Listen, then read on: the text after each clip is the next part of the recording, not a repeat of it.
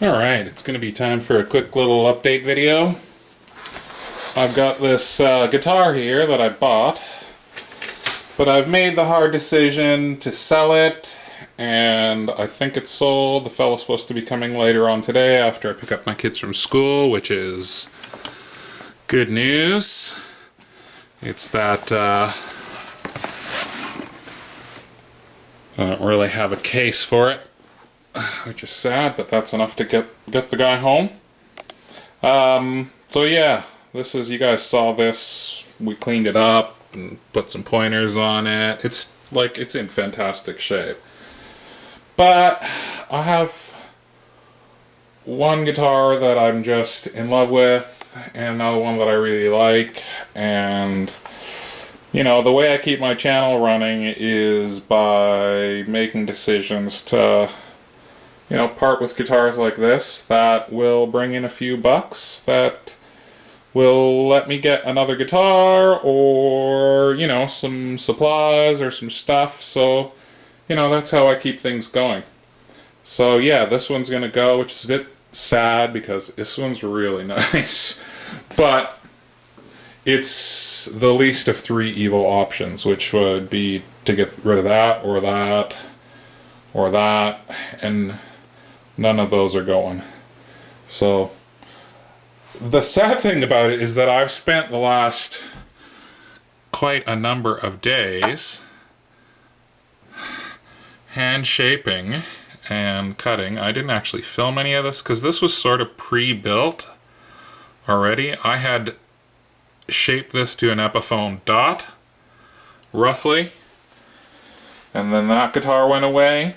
So this has just been sitting around for ages, sort of shaped to a different guitar, and then I reshaped it to this guitar, and this guitar is an arch top, so I had to bevel around the front end of it, underneath, and in the back end, but it's really super comfortable to play like that. And so I sprayed a bunch of coats of thick lacquer on it. It looks really good on the guitar, and if I wasn't selling it, I would be installing that probably later today.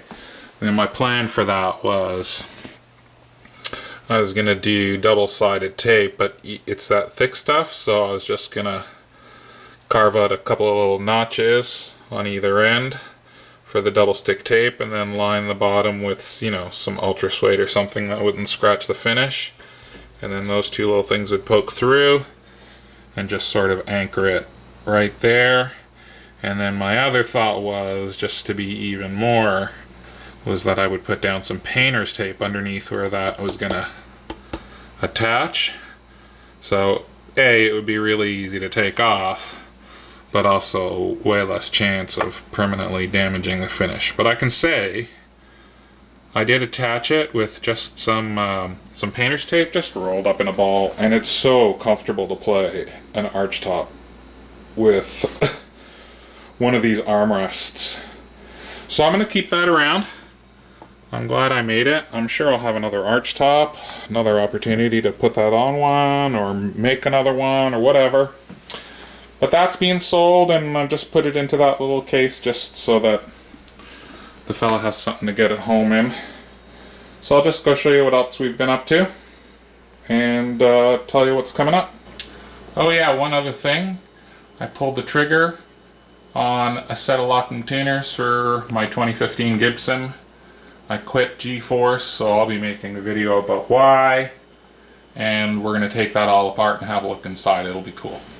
Alright, also you will notice an empty space where the little vintage amp that I just bought and made a video about grounding is gone. That has actually, I have reluctantly taken that in to have something installed in it that I just didn't feel comfortable doing myself, and that is an isolation transformer. And so when I grounded it, I made it safe to use, but I introduced a bunch of ground noise. So the isolation transformer should both make it safe to use and eliminate that ground noise problem. And I'll show you inside all of that too, because that'll be pretty cool, because I got a few other little plans for that amp. So my Gibson case, this is also something, I don't know, I've struggled with bringing this idea to the channel because so many people hate these kind of odd ideas. Cue the... Man, were people pissed off about that? Holy shit. By the way, that's very well anchored to the wall. It's not coming off the wall. Please, people, I did not destroy a perfectly good neck. This neck is a total pile of warped garbage. Putting a lick of money or time into trying to repair it or make it usable is just throwing good money at bad. This is, I would never do this to a usable neck. This was a joke. I thought people would get the obvious axe joke. I also stupidly assumed that most of you would know who Jimmy DiResta is and get that part of the joke as well, but please, I assure you, this is a pile of utter rubbish. I've reshaped this headstock even. This is a Strat neck. Like, I've done so much to this neck. I painted the whole thing 3 different colors. I guess I just cleaned it up too well and everybody thought that this was like a working, usable neck. I assure you, it is the very furthest thing from a working, usable neck. That will never make a tune again, I promise you. Very much like that. Very much like that.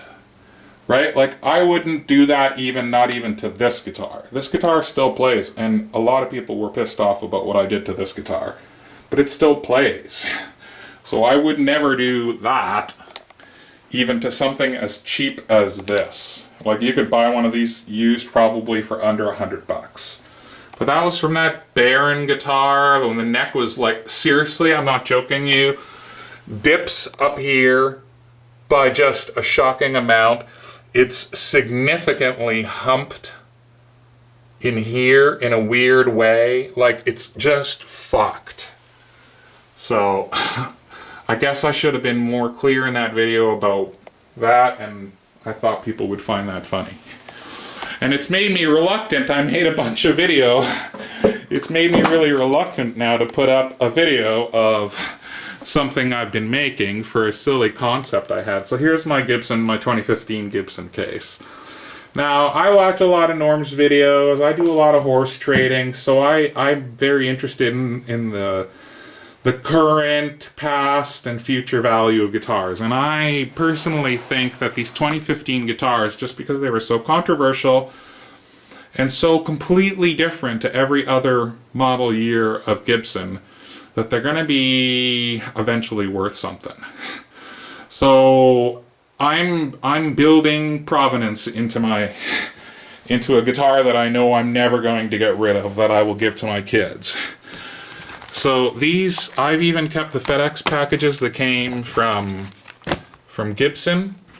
They sent me 2 titanium nuts. Obviously one in error by accident, so I kept those and the letters from Gibson. And so here's the cavity normally you would have. And I started thinking, you know, like, I'm a bit older and I come from a time where a box inside of a box inside of a box is cool. And I just thought it would sort of be extra special to have a nice little, you know, leather bound Jimmy DiResta style box, and I'm learning that a lot of you don't know who he is. Check him out if you're into making stuff. He's fucking awesome. But anyway, so I made this little box, and it's not much, but like, it's pretty neat for somebody like me. And now I gotta put down my camera because I can't open it up with one hand.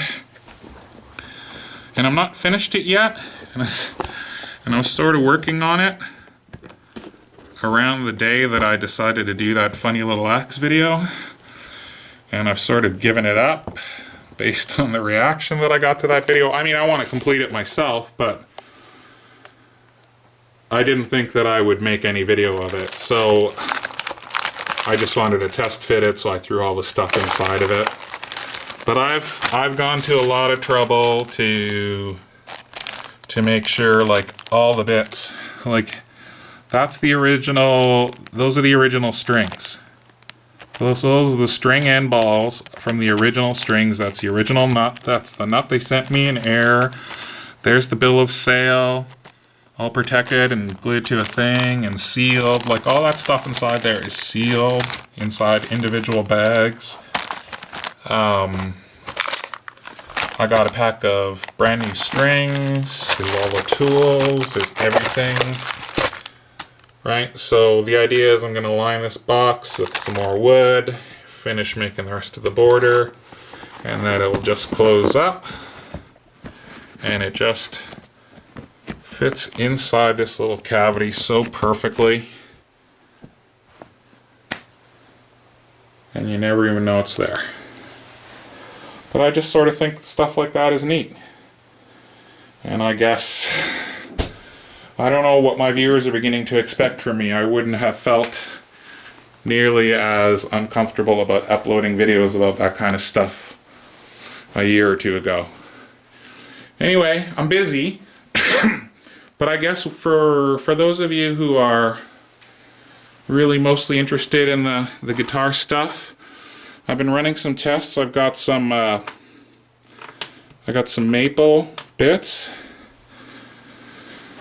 Oh, I've had this guitar here quite a while. I've worked on a couple of this guy's guitars already, and I just, oh man, yeah, I've been avoiding this guitar for a few reasons. He wanted the frets redone, and he even brought me frets, but it's like really literally the only thing I'm not set up to do, so I was just sort of holding out to see if I could get, you know, some spare cash and buy some fretting supplies. But tools are really expensive, and I run on a pretty tight budget, so this has been sitting around. And so the worst thing that's going to happen is, because these are pretty vintagey frets, they're already really low, I'll just clean them up as best I can, and hopefully, you know, we can get the action at a playable level, and you know, at least get it playing for now. But anyway, he's owned this guitar a while, and I guess he cut out these holes at some point, and is a bit remiss about it now. We've got some new P90 pickups he wants to put in this. But anyway, I was just running some tests to see if I could match because you're not going to see very much. You're going to see like literally a little sliver edge. It's the only reason I'm trying to. The dog ear pickups cover most of these holes. It's just a little sliver edge, which looks shitty if you don't cover it up, but I'm just trying to match up the existing paint, and I think I'm nearly there. Sorry, stain. I'm just trying to mix a bit of red and yellow and orange, and it's getting there. It's getting there. So once I get that sorted out, the rest of it is pretty easy. It's just yank all the electronics out and make sure that all works. We've done that 100 times. So hopefully that all goes well. And we'll just replace whatever isn't working, because he wants this to work. It's not like it's an overly expensive vintage guitar where we need to keep all the original components. So we'll just replace what doesn't work. We'll fix these holes, hopefully, and that's what I'm going to be working on guitar-wise here coming up pretty shortly.